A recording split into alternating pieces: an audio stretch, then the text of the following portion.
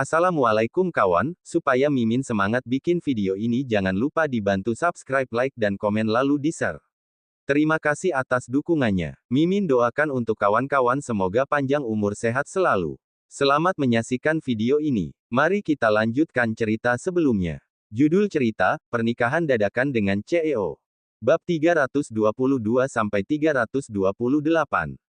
Setelah itu dia berkata pada ibunya, Mama dan kakak jalan-jalan saja, beli saja apa yang disukai. Roni mengeluarkan ponsel dan mengirimkan uang sebanyak 10 juta untuk ibunya berbelanja. Iya, nanti mama pergi dan beli baju baru.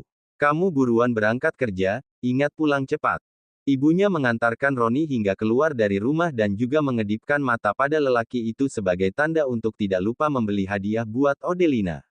Sedangkan Odelina mendorong kereta anaknya dan meletakkan Russell ke dalam kereta tersebut sambil berkata, "Aku mau bawa Russell jalan-jalan di lantai bawah." "Pergilah," ujar ibu mertuanya sambil tersenyum. Mendadak Odelina merasa ada yang tidak beres. Sikap mertuanya yang seperti itu pasti karena ada sesuatu yang mau dirinya bantu.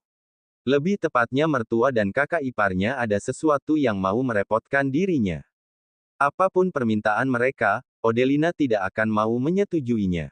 Dia mendorong kereta Russell dan memutuskan untuk mengabaikan mertuanya itu. Olivia baru selesai sibuk dan sudah selesai makan malam. Junia pulang lebih dulu dan Olivia memutuskan membungkus hasil kerajinan tangan yang dibuat. Setelah itu dia menelepon kantor ekspedisi untuk mengatur orang mengambil pesanan tersebut. Setelah selesai menyelesaikan semua pesanan pelanggan, Olivia tidak lagi menunggu hingga pukul 11 malam untuk menutup toko. Bukti perselingkuhan Roni yang tadi siang diberikan Stefan tadi sudah sangat membantunya dan sang kakak, oleh karena itu dia berencana untuk membelikan Stefan 2 buah baju baru. Kali ini dia berencana membelikan jas bermerek untuk lelaki itu. Stefan tampan sehingga akan terlihat jauh lebih tampan dengan setelan jas mahal. Suami yang tampan jika dipuji oleh orang lain, maka sebagai istri akan merasa bangga. Olivia menutup pintu toko dan pulang dengan mengendarai mobilnya. Tiba di satu toko khusus baju merek, Olivia mencari tempat parkir yang kosong. Dia mengambil ponsel dan mengirimkan pesan singkat pada Stefan sambil turun dari mobil. Saat ini Stefan masih makan dengan klien di Hotel Mambera. Wajahnya tidak ada perubahan apapun ketika menerima pesan dari Olivia. Akan tetapi kalau lebih teliti, maka akan menyadari senyuman tipis di bibir lelaki itu. Tiba-tiba perasaannya menjadi sedikit riang. Olivia bilang malam ini mau memberikan hadiah padanya. Kira-kira hadiah apa yang akan disiapkan oleh perempuan itu? Stefan mendadak merasa tidak sabar dan sedikit antusias. Baju lelaki itu sangat mudah dibeli. Asalkan tahu ukuran dan warnanya berwarna hitam maka akan dengan mudah ditemukan. Sesaat kemudian Olivia keluar dari toko dengan membawa kantong belanja. Ketika dia hendak pergi, tiba-tiba Olivia melihat ibu mertuanya. Dewi sedang berjalan dengan teman baiknya sambil berbincang. Mungkin perempuan itu merasakan tatapan seseorang yang mengarah padanya, sehingga dia langsung menoleh ke arah Olivia. Olivia memaksakan seulas senyum paksa dan mendekat untuk menyapa mertuanya itu. Baru saja mulutnya terbuka untuk memanggil, Mama, mertuanya sudah menggandeng tangan temannya untuk pergi tanpa melihatnya. Ekspresi perempuan itu seperti tidak mengenalnya sama sekali. Suara Olivia tersangkut di kerongkongannya sendiri. Dia hanya bisa menatap kepergian Dewi dengan raut bingung. Ketika temannya Dewi menoleh ke belakang untuk melihatnya, Olivia bergegas mengalihkan tatapannya ke tempat lain kemudian melangkah pergi. Dewi, perempuan itu tadi senyum ke kita. Kamu kenal dia? Bab 323. Dewi juga ikut menoleh ke belakang dan melihat punggung Olivia sambil berkata, memangnya perempuan itu senyum sama kita? Aku nggak kenal sama dia. Oh, berarti hanya perasaanku saja. Dia nggak senyum ke kita. Temannya itu tidak lanjut memikirkannya lagi. Dia menoleh lagi dan melihat Olivia yang sudah menjauh sambil berkata, memang hanya perasaanku saja. Perempuan itu cantik dan auranya lumayan. Aku lihat-lihat tetap nggak tahu dia anak dari keluarga mana. Aku pikir kamu kenal. Anak perempuan keluarga kaya di Mambera pasti akan senyum sama kamu ketika melihatmu. Dewi memiliki 3 orang putra dan yang paling terkenal adalah anaknya yang paling tua. Dia adalah pengendali Aditama Group yang sangat terkenal serta memiliki posisi paling penting di keluarga Aditama selain neneknya. Anak laki-laki keluarga Aditama merupakan impian semua orang. Dua yang lain masih kecil, satu masih SMA dan satu lagi baru menginjak dewasa. Umurnya masih belum cocok untuk menikah. Sisanya sudah memasuki usia siap menikah. Keluarga Aditama yang merupakan keluarga terkaya nomor satu di Mambera membuat semua perempuan ingin menjadi istri di keluarga tersebut. Dewi dan dua orang saudara iparnya merupakan perempuan yang paling terkenal di kalangannya. Keluarga yang memiliki putri yang telah memasuki usia siap menikah pasti akan berlomba mencari perhatian Dewi dan dua orang iparnya yang lain. Mereka berharap bisa menjadi desan dengan nyonya besar Aditama. Dewi hanya tersenyum tipis dan berkata, "Nggak ada gunanya juga senyum sama aku, keluarga kami sangat terbuka dan membebaskan anak-anak untuk memilih pasangan. Kita hanya kasih pendapat dan nggak akan ikut campur. Siapapun yang mereka sukai, asalkan perempuan merupakan anak yang baik, kami pasti akan setuju." Dewi memang tidak menyukai menantunya, tetapi dia tahu kalau Olivia merupakan gadis baik-baik. Kalau anaknya setuju untuk menikah dengan Olivia, dia sebagai ibu tidak akan berkata apapun meski tidak menyukainya. Selain itu dia juga tidak akan mengeluh pada mertuanya yang menjadi dalang dari pernikahan Stefan serta menjelek-jelekkan mertuanya itu. Anaknya dirawat oleh sang mertua hingga dewasa, sehingga hubungan nenek dan cucu itu sangat erat. Dewi pribadi juga percaya dengan pilihan mertuanya. Semenjak acara makan beberapa waktu lalu, Dewi tidak ada interaksi Jagi dengan Olivia. Akan tetapi Dewi kerap secara diam-diam memperhatikan Olivia dalam melakukan sesuatu. Tadi dia berpura-pura tidak kenal dengan Olivia karena Stefan pernah bilang dia mau menilai sifat Olivia. Putranya ingin tahu apakah perempuan ini pantas untuk menemaninya menghabiskan seluruh hidupnya. Mereka masih belum mempublikasikan pernikahannya pada publik. Yang kedua karena Dewi juga belum menerima Olivia sepenuhnya. Olivia merupakan orang yang cukup cerdas sehingga dia tidak lanjut mengganggunya melainkan bergegas pergi. Benar juga, kalian semua terbuka. Karena itu makanya semua perempuan ingin menikah dengan putra keluarga Aditama. Mereka semua bukan orang yang kekurangan orang. Yang dicari adalah keterbukaan kalian dan juga nama baik kalian.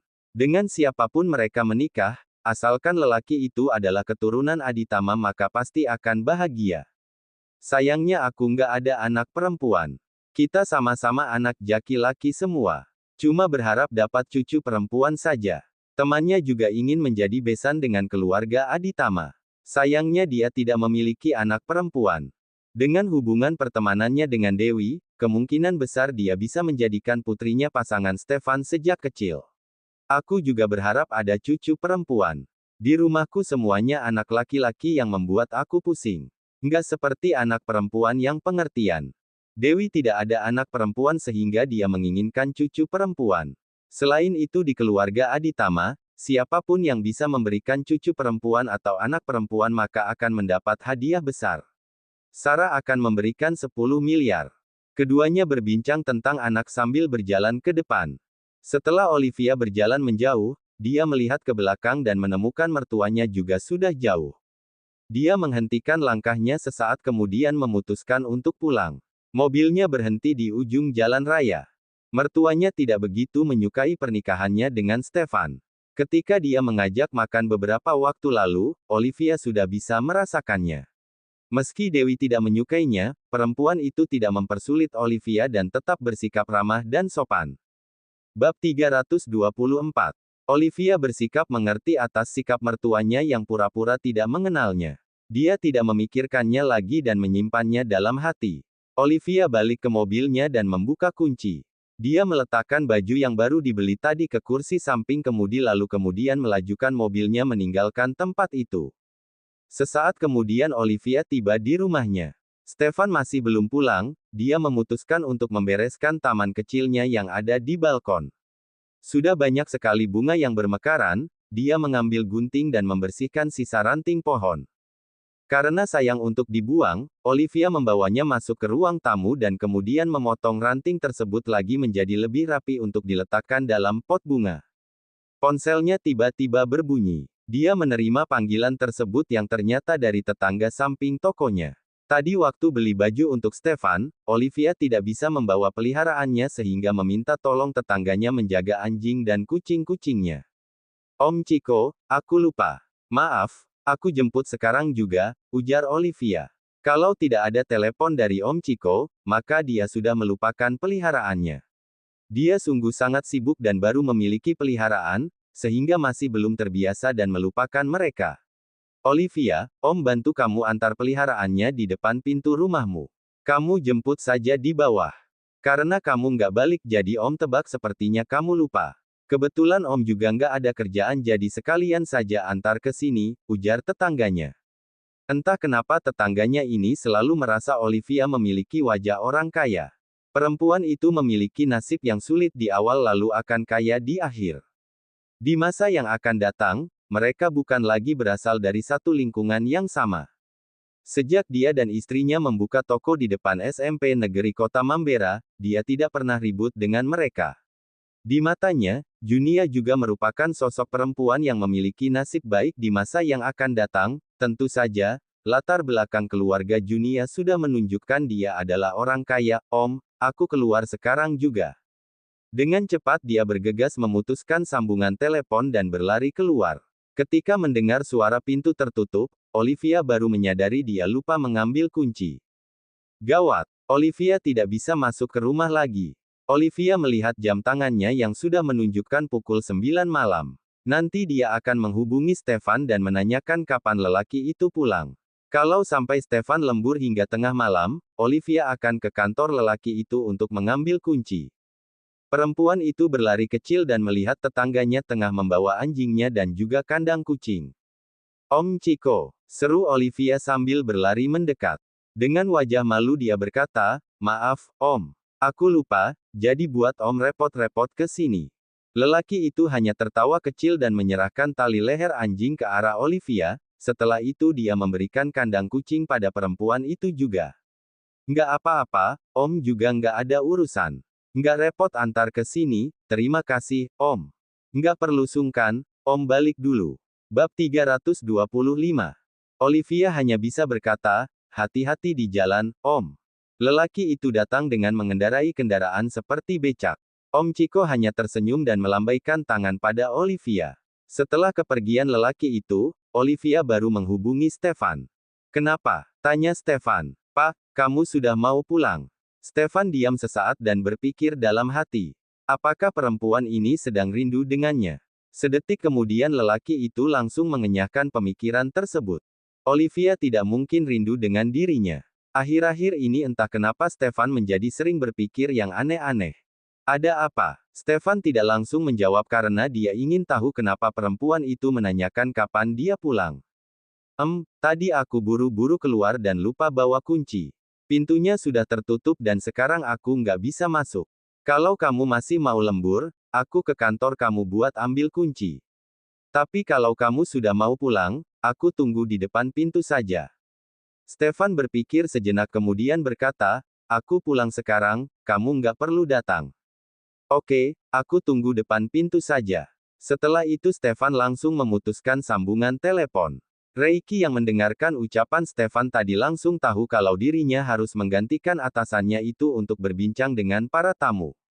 Tanpa menunggu Stefan memerintahnya, dia langsung berkata, kamu lanjut saja, di sini masih ada aku. Stefan menepuk pundak teman baiknya itu dan langsung meminta maaf pada kliennya yang baru saja kembali dari toilet. Dia mengatakan ada urusan penting yang mengharuskan dirinya pamit lebih dulu. Setelah itu Stefan pergi dari Mambera Hotel bersama dengan anak buahnya. Reiki mulai mempertimbangkan untuk mengikuti rencana perjodohan yang diatur oleh keluarganya. Siapa tahu cocok maka dia akan segera melangsungkan pernikahan seperti atasannya ini. Setelah memiliki istri, dia akan mendapatkan telepon dari sang istri seperti Stefan dan langsung melepaskan semuanya untuk pulang menemani istri. Kamu bawa mereka jalan-jalan dan lupa bawa kunci. Tanya Stefan sambil membuka pintu. Bukan, malam ini aku tutup toko lebih awal dan mau pergi belanja. Repot kalau bawa mereka, jadi aku titip sama Om Chico dulu. Aku pikirnya setelah selesai belanja baru jemput mereka. Tetapi aku lupa dan kebetulan Om Chico antar kemari. Karena takut Om Chico tunggu kelamaan, Aku buru-buru keluar dan lupa bawa kunci. Tapi pintu sudah tertutup dan aku nggak bisa masuk, terang Olivia sambil terkekeh malu. Dulu aku juga pernah begitu. Lupa bawa kunci tapi pintu sudah tertutup. Untungnya kakak aku sering di rumah, tinggal ketuk pintu dan ada yang bukain pintu. Sekarang Olivia tinggal bersama suaminya, dia hanya bisa menunggu Stefan pulang baru bisa buka pintu. Aku rasa banyak orang yang sering melupakan kunci dan mengalami hal yang sama seperti aku, kata Olivia lagi. Stefan mengambil kandang kucing dan masuk ke rumah. Dia mencoba mengingatkan Olivia sekali lagi. Ingat jaga kotoran mereka. Kalau sampai aku lihat kotoran mereka ada di mana-mana, selama kamu jadi istriku maka nggak akan pernah boleh pelihara binatang lagi. Olivia bergegas menjamin dan berkata, tenang saja, aku nggak akan biarkan mereka buang kotoran sembarangan. Aku juga pasti langsung bersihkan dan jamin rumah dalam keadaan yang bersih. Nenek bilang padanya kalau Stefan memang memiliki kebiasaan suka bersih. Setelah selesai mengurus peliharaannya, Olivia mencuci tangan dan mengambil plastik belanja yang ada di sofa untuk diberikan pada Stefan. Apa ini? Bab 326. Kejutan buat kamu. Stefan menerima belanjaan tersebut dan melihatnya sambil bertanya, baju lagi. Lelaki itu mengeluarkan bajunya dan ternyata kali ini Olivia memberikan baju bermerek untuknya. Aku nggak ada pengalaman kasih laki-laki hadiah. Nggak bisa juga siapin kejutan yang besar, hanya kejutan kecil begini saja. Waktu itu baju yang aku kasih nggak mahal, kali ini aku beli yang mahal. Begitu kamu pakai di badan, sudah seperti bawa uang menggunung di seluruh tubuhmu. Ini bisa dikatakan sebagai kejutan. Dari dulu aku nggak pernah rela pakai baju yang begitu mahal. Stefan tertawa dan berkata, dengan sifat kamu dan juta kemampuan dompetmu, bisa dibilang ini kejutan karena bersedia membelikan baju mahal buatku. Hadiah dari Olivia kali ini jauh lebih bagus berkali-kali lipat dibandingkan yang sebelumnya. Terima kasih sudah mau bantu aku dan kakak aku untuk mendapatkan bukti perselingkuhan Roni. Masalah kecil, kakak kamu juga kakaknya aku, nggak ada yang salah dengan aku bantuin kakak aku sendiri. Untuk apa kamu merasa sungkan sampai harus kasih aku baju sebagai ucapan terima kasih? Pantas saja Olivia tiba-tiba membelikan dirinya baju. Ternyata sebagai bentuk terima kasih saja. Sikap Olivia padanya sangat sopan dan tidak menjadikan Stefan seperti keluarganya sendiri. Selama Stefan bersedia membantunya, maka Olivia akan mengucapkan terima kasih dengan cara yang lain karena tidak ingin ada hutang budi dengan Stefan. Mengetahui sifat Olivia yang satu ini membuat Stefan tidak tahu dirinya harus tertawa atau menangis.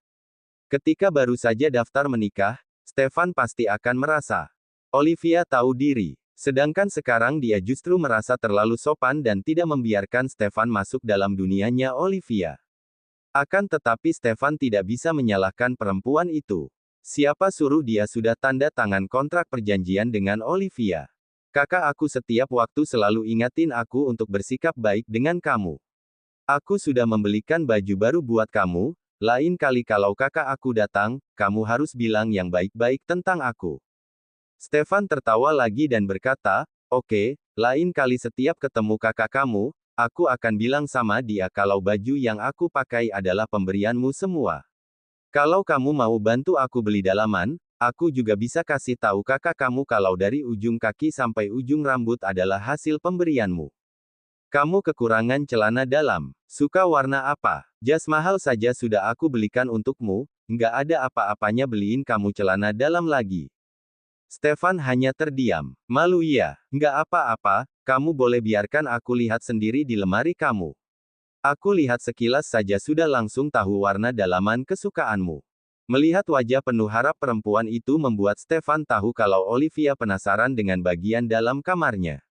Selama mereka pindah sampai sekarang, Stefan tidak mengizinkan perempuan itu masuk dalam kamarnya sehingga wajar kalau Olivia penasaran.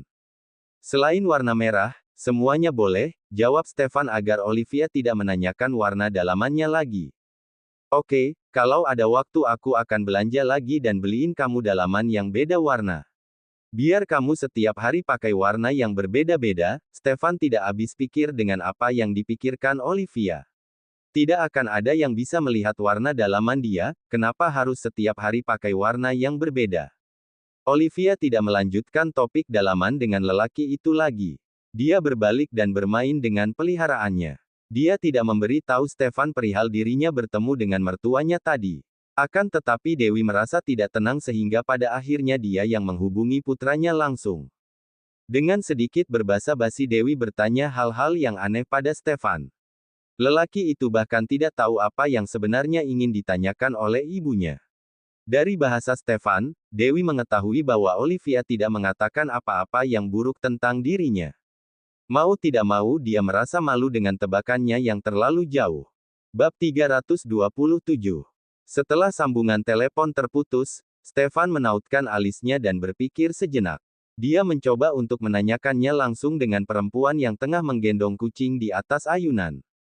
Kamu ketemu dengan mama aku di waktu yang aku tidak tahu. Olivia tercenung. Dia tidak membahas apapun tentang pertemuannya dengan mertuanya itu, kenapa Stefan bisa tahu? Stefan berjalan keluar dan berdiri di hadapannya.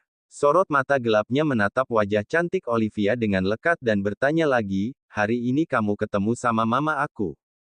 Olivia melihat ponsel yang ada di tangannya dan mengira mertuanya telepon lelaki itu dan mengadu pada Stefan. Dengan cepat dia menjelaskan, waktu aku beli baju kamu, aku ketemu dengan mama. Kamu dan aku awalnya berencana menyapa dia. Tapi mungkin mama nggak mengenali aku makanya melewatiku begitu saja dengan temannya. Makanya aku nggak sapa dia. Lelaki itu merupakan orang yang cerdas. Apalagi Dewi adalah ibu kandungnya sendiri sehingga dia sangat mengerti dengan sifat ibunya. Meski Stefan dibesarkan oleh kakek dan neneknya, hubungannya dengan kedua orang tuanya juga sangat baik. Dewi pasti tidak ingin orang lain tahu bahwa Olivia adalah menantunya. Alasan pertama adalah membantunya menutupi pernikahannya dari orang-orang dan yang kedua adalah ibunya tidak begitu suka dengan Olivia. Dia bukan tidak menyukai sosok Olivia, melainkan dengan identitas perempuan itu. Ibunya merasa perbedaan mereka berdua terlalu jauh. Dewi kasihan dengannya karena merasa di antara 9 orang cucunya, harus Stefan yang menikah dengan Olivia untuk membantu sang nenek membalas budi. Setelah hening sesaat, Stefan berkata lagi, mama aku rabun dan nggak suka pakai kacamata. Selain orang yang sangat dekat atau sering dia temui, umumnya dia nggak akan berani menyapa lebih dulu kalau ketemu di jalan. Mama akan pura-pura nggak kenal dan langsung melewatinya. Ternyata begitu, pantesan waktu aku lihat mama sepertinya dia sedang melihatku. Tapi setelah itu mama seperti nggak kenal dengan aku nggak enak buat sapa dia karena takut salah tingkah dan mati kutu, ujar Olivia. Lain kali aku bilang sama mama untuk pakai kacamata waktu mau jalan-jalan.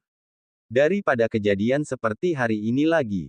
Waktu dia pulang dan pikir-pikir lagi, dia merasa orang tadi seperti kamu makanya telepon aku. Aku merasa pertanyaan mama aneh, makanya kepikiran sepertinya kalian bertemu. Kalau mama merasa nggak nyaman pakai kacamata, dia boleh coba pakai soft lens. Stefan mengangguk saja mendengar saran Olivia. Melihat perempuan itu yang sangat menyukai binatang membuat Stefan melihat jam dan bertanya, mau ajak mereka jalan-jalan di sekitar sini. Biasanya kita sibuk, hanya ada waktu malam hari buat bawa mereka jalan-jalan. Kamu mau temani aku? Wajah Stefan terlihat berubah lembut dan menjawab, aku yang ngomong berarti aku bersedia menemani. Olivia tertawa dan menggendong kucing sambil berdiri. Kucingnya masih belum mengenali tempat baru sehingga mereka tidak membawa kucing keluar. Hanya anjingnya saja yang berjalan-jalan di bawah. Semenjak pindah ke tempat ini, keduanya jarang sekali berjalan-jalan di sekitar rumah mereka. Ketika jarum jam menunjukkan hampir pukul 10, taman di sekitar rumah mereka masih tampak ramai. Ada banyak anak kecil yang bermain dan enggan pulang hingga harus digendong oleh kedua orang tuanya. Sedangkan ada yang dibiarkan terus bermain di sana oleh orang tuanya. Karena setelah mereka merasa lelah, maka akan lebih cepat terlelap. Gimana setelah kakak kamu pulau? Tanya Stefan. Bilang saja sama aku kalau ada yang perlu dibantu. Aku sebisa mungkin bantu kamu, jangan nggak enak. Kita sekarang suami istri, masalahmu berarti menjadi masalah aku juga. Kakak kamu juga kakak aku sangat menghormati kakakmu. Olivia menoleh ke arahnya dan menatap Stefan. Cerita bersambung.